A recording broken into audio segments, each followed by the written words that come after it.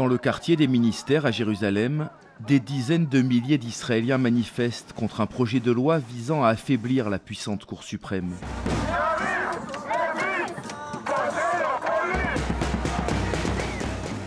Ils déploient la déclaration d'indépendance, car pour eux, la réforme menace les fondements même de la démocratie israélienne. Les caricatures dépeignent le Premier ministre Netanyahou en politicien autoritaire et corrompu. J'ai 3 enfants et j'ai peur pour leur avenir. J'ai le sentiment qu'un homme a kidnappé notre État, un homme corrompu, sans valeur ni morale. Je ne veux pas que mon pays soit dirigé de cette manière, qu'on s'en prenne ainsi à la Cour suprême et aux droits de l'homme. Les opposants à la réforme proviennent majoritairement de l'agglomération de Tel Aviv et des régions prospères du nord d'Israël, comme ces salariés de l'industrie de la haute technologie particulièrement mobilisés.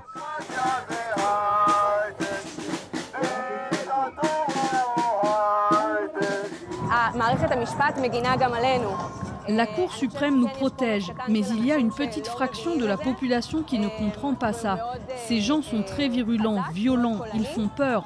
Mais je pense que c'est une minorité, ils ne représentent certainement pas la majorité du peuple. La majorité est ici, de notre côté.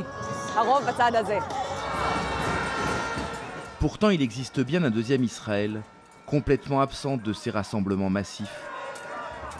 Un Israël favorable à la réforme de la Cour suprême et fervent partisan de Benyamin Netanyahou.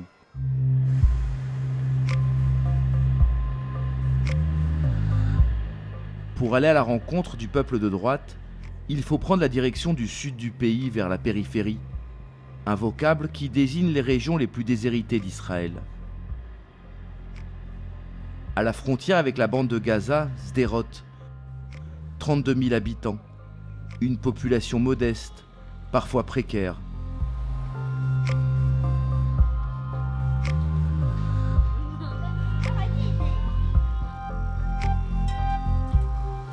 Aux dernières élections, Benyamin Netanyahou et ses alliés ont recueilli près de 80% des suffrages ici. Ces électeurs ne sont ni des extrémistes religieux, ni des ultranationalistes, mais des Israéliens ordinaires comme Daniel Suissa. Ils votent Likoud depuis toujours et vouent une profonde admiration au chef du grand parti nationaliste.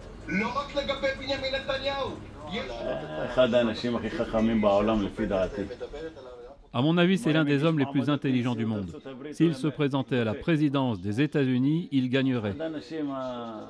Je suis heureux qu'on ait un Premier ministre comme ça. Personne ne peut le remplacer. Comme beaucoup de natifs de Sderot, Daniel Suissa appartient à la communauté séfarade, ces juifs originaires du bassin méditerranéen.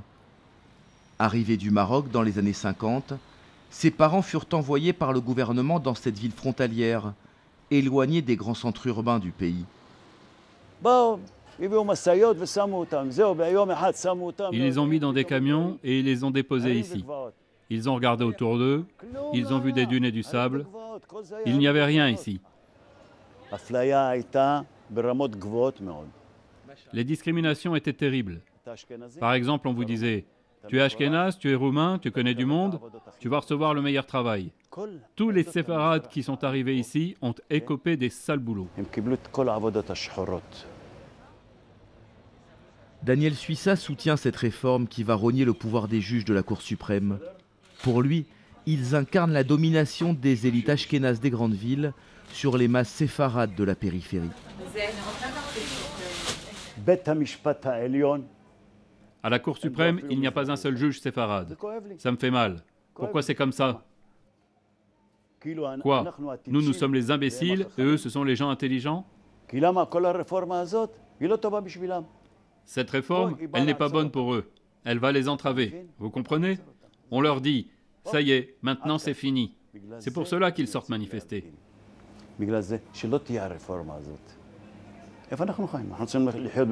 Nous, tout ce qu'on veut, c'est vivre dans un État performant, un État sain avec une bonne économie et une bonne sécurité. Alors avançons ensemble, que l'on n'arrive pas à une guerre civile. Dieu nous en garde.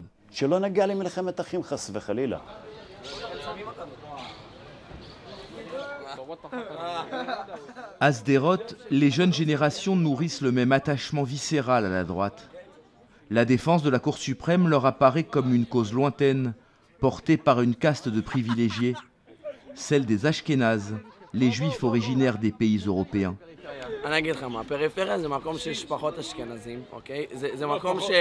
Je vais t'expliquer. La périphérie, c'est un endroit où il y a moins d'Ashkénazes. C'est un endroit où habitent les gens simples, comme Sderot ou Ashkelon. La périphérie, c'est des gens super. Oui, des gens chaleureux, comme il dit.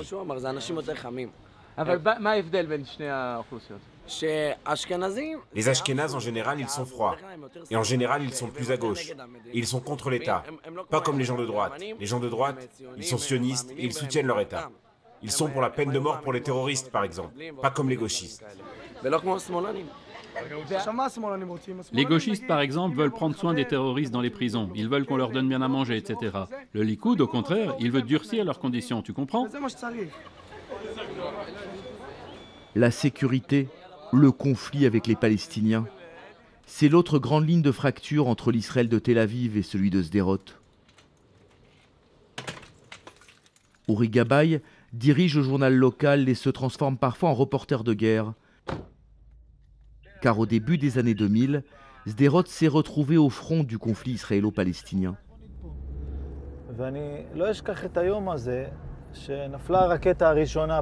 Je n'oublierai jamais le jour où la première roquette est tombée ici. J'étais un jeune journaliste et j'entends ce boom. C'était un choc. Quoi, une roquette? Mais depuis quand c'est dangereux ici?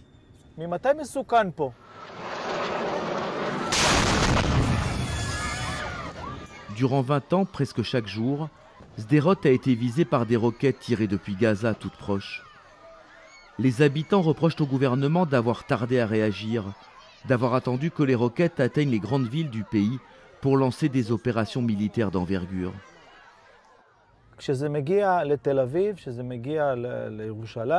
Quand ça arrive à Tel Aviv ou quand ça arrive à Jérusalem, l'État d'Israël ne peut pas le tolérer. Mais quand Sderot se fait canarder, l'État a prouvé durant des années qu'il pouvait très bien vivre avec ça.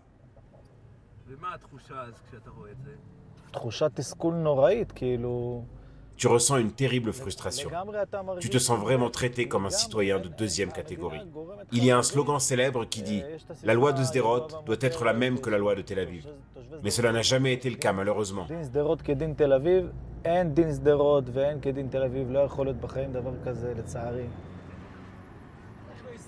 Tel Aviv contre Sderot, les élites contre le peuple.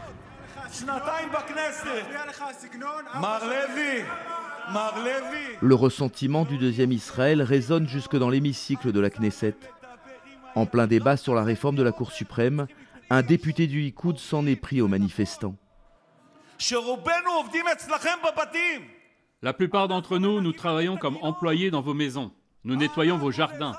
Quand j'ai regardé vos manifestations la nuit, je voyais des choses qui brillaient, je me demandais ce que c'était. À la fin, j'ai compris. C'était les montres Rolex de tous les manifestants. Et allez voir toutes les Mercedes qu'il y a là-bas. Vous n'avez pas honte?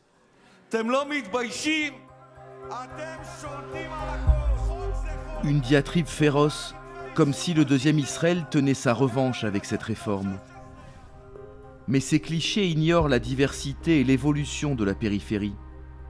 À Sderot, des quartiers résidentiels rutilants sortent de terre pour loger la nouvelle classe moyenne séfarade, partie prenante du miracle économique israélien.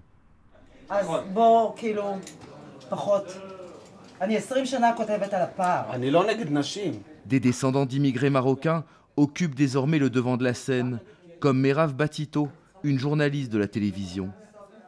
Issue d'une ville de la périphérie, elle se bat contre les discours simplistes qui divisent les Israéliens. Vous nous trouvez partout maintenant, dans la musique, dans le monde de la culture, mais aussi dans l'économie, la haute technologie, l'université, mais pas en proportion de notre part dans la population. Et cela veut dire beaucoup de choses. On ne peut pas faire comme si ce fossé n'existait pas. Mais justement, alors que les séfarades sont bien représentés dans le gouvernement actuel, les politiciens au pouvoir doivent saisir cette occasion pour changer les choses, et pas pour mettre de l'huile sur le feu, pour exciter les gens ou pour déchirer la société israélienne. Au contraire, Profitez de votre position pour réparer des injustices sociales qui persistent depuis 70 ans.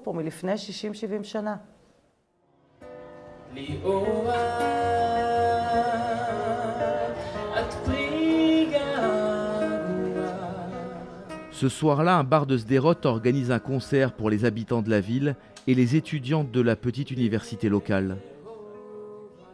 Les tensions autour de la Cour suprême sont dans toutes les têtes. Et le premier artiste à monter sur scène, un poète, aborde le sujet d'emblée.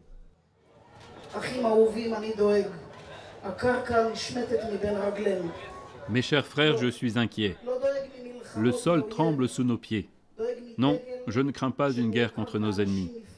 J'ai peur pour notre drapeau qui représente un peuple extraordinaire. Nous avons le couteau sous la gorge. La question n'est plus de savoir qui a raison ou qui a tort, mais seulement de savoir si nous sommes toujours un peuple attaché à son existence.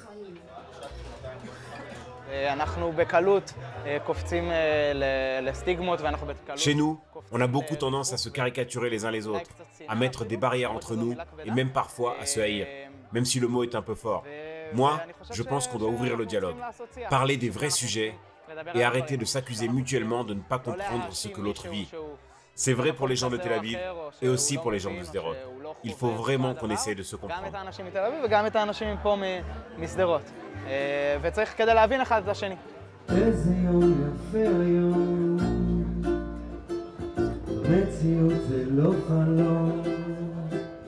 Ces appels à l'apaisement seront-ils audibles dans le tumulte de la confrontation entre les deux Israël? Le débat autour de la réforme de la Cour suprême réveille les vieilles fractures et aucun camp ne semble vouloir céder. 75 ans après la création de leur État, les Israéliens recherchent toujours l'harmonie de leur société.